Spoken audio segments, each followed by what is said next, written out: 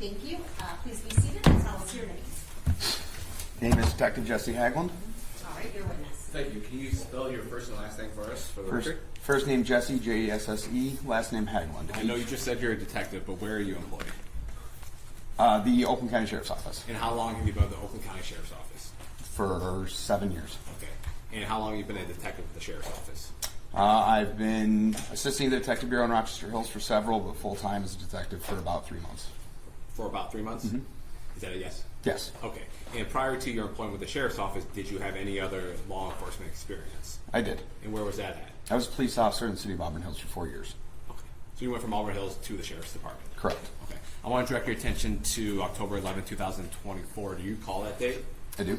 Okay. And on that date, were you one of the officers that responded to the scene? I was. Okay. And where were you prior to arriving on scene to the Newcastle address? I was assigned to Rochester High School as a school resource officer, and I responded when the call came out over the air. And as a school resource officer, why did you respond to that particular incident? Due to the nature of the incident and its close location to the schools, there was another high school and middle school close by. I started to respond in the event we needed to do anything with the schools. Okay, so you were one of the responding deputies that day? I was. Okay. And then also, were you also involved in the further investigation of this particular case? I was. Okay. And did you execute a search warrant at a house in Lincoln Park? I did. Okay. And why was the search warrant done for that particular house in Lincoln Park?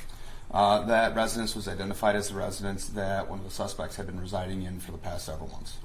Okay. And do you recall when you executed that search warrant? It was, I believe, within a couple days of the initial incident in the afternoon.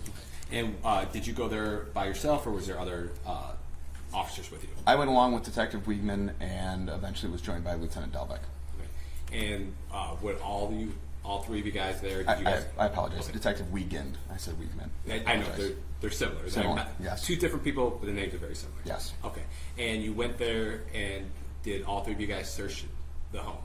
We did. Okay. And Your Honor, may I approach the witness? You may. I'm going to hand them what's been marked with people 25A, B, and C. I have no objection. And I am. 25? Yeah, it's not written down. These were brought from evidence today. All right, so what are their numbers then? 25 is what? 25A is a release for damage to property form. 25B is a DTE customer consent release form. And 25C could be called DTE cutouts. Got it. And you have no objection to the admission of those? No objection. Or they're Okay. Can you take a look at these for me? I can. And at 25A, B, and C, do you recognize those? I do. And how do you recognize those? These were found in the search of the area of the house that was where the suspect had been residing. And where did you find, specifically on 25A, where did you locate that? This form was located in a trash bag, a plastic bag that had other articles of garbage in it that was tied up sitting on a couch. And when you located that, was that of significance in your investigation to you at that time? Yes, these forms were. And why was that? Well, 25B I recognized to be the same form that had been held up to the Ring doorbell. From reviewing the doorbell footage, I recognized this to be the same form, specifically because it also had the blue lining on it, which I could see from the Ring camera footage, as well as the same layout. And Detective, did you review that Ring footage before executing that search warrant? I did. Okay. And what about 25C that you're holding? The suspects were reported to be in a DTE vehicle at the scene, and I located these DTE cutouts stuffed underneath a couch cushion in one of the pieces of furniture in the room. And you gathered those items and brought those to the Oakland County Sheriff's Office? Yes, these items were tagged into property. These are my initials where I sealed them for evidentiary purposes. May I approach the witness? And this time people will move to publish these. Okay. I have no further questions. Are you going to publish? No, they'll publish these. No, they're in here so we can set the gear or show them, hand them to the jury however the court wishes. Let's wait to publish till after. That's class. usually, yes, thank you. Okay, all right, cross the lines off. Thank you very much. Detective Haglund, my name is Michael McCarthy. I represent one of the defendants, Joshua Zuazo. I have a couple of questions to ask you today regarding your testimony. As a part of your, and if I don't make myself clear when I ask a question, just tell me that and I will rephrase the question, okay? Yes, sir. Thank you. Part of the work that you did investigating this case was to speak with Mrs. Linda Murray, correct? On my initial response to the scene, I spoke with Miss Murray when I escorted her from the home to a vehicle. And then she was in your vehicle, is that correct? She was not in my vehicle. I placed her in a open squad car outside. But you talked to her? Yes. And when you first got on the scene, she was seated on the front porch, is that right? I don't recall if she was inside or outside the front porch, but that's where I escorted her from. Okay. And you got some information from her. She provided you with information regarding what had happened and descriptions of the people that were involved. Is that correct?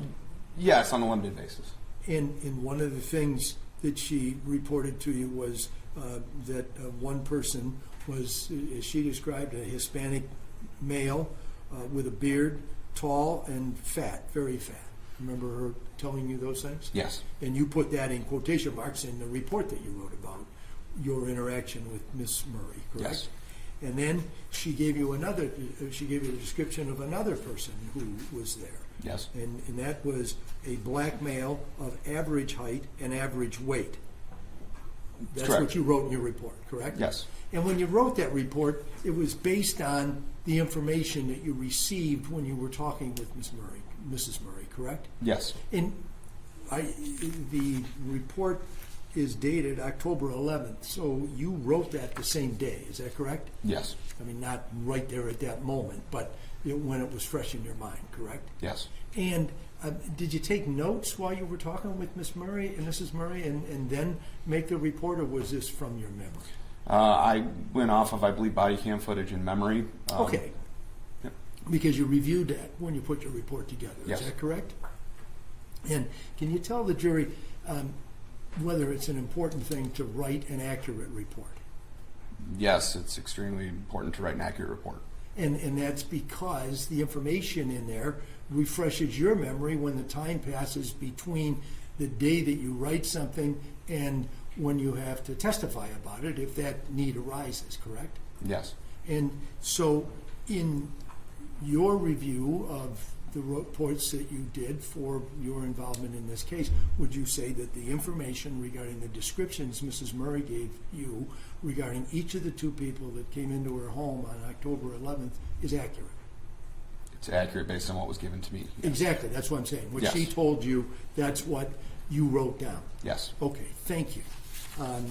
Now, there's another thing I wanted to ask about, and that is when you were a participant in the search, in the execution of the search warrant at the house in Lincoln Park, were you found the three exhibits, 25A, B, and C, the DTE forms and those cutouts? You said the cutouts were stuffed under a couch. Was that in the upstairs or the downstairs of the residence, if you recall? No, that was in the area of the residence that had been designated as the suspect's living area. Okay, and was that upstairs or downstairs? Downstairs. So in the basement? Yes. And when you said had been designated as the suspect's residence, how did you get that information? That's where we were directed by the homeowner. Okay, so, and then you found other things that were related to Mr.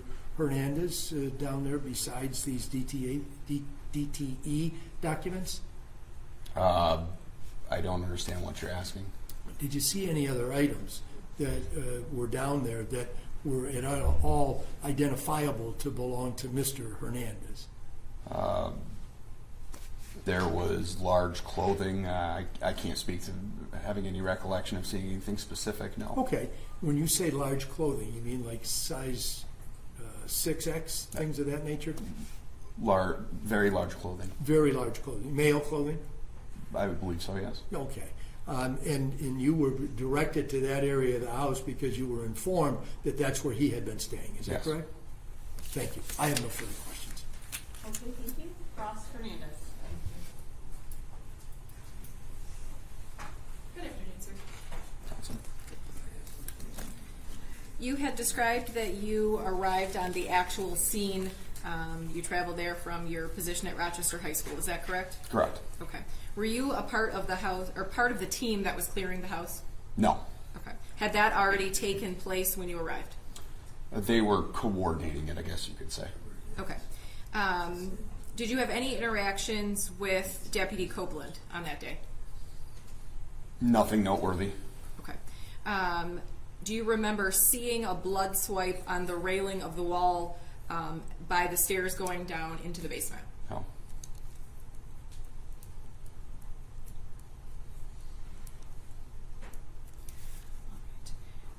You testified that you were then present in Lincoln Park during the search, correct? Correct. Okay. And you noted in your report that you observed a black glove. Do you remember black glove? Do you remember that? I do. Okay. And is that something you seized as evidence? I did.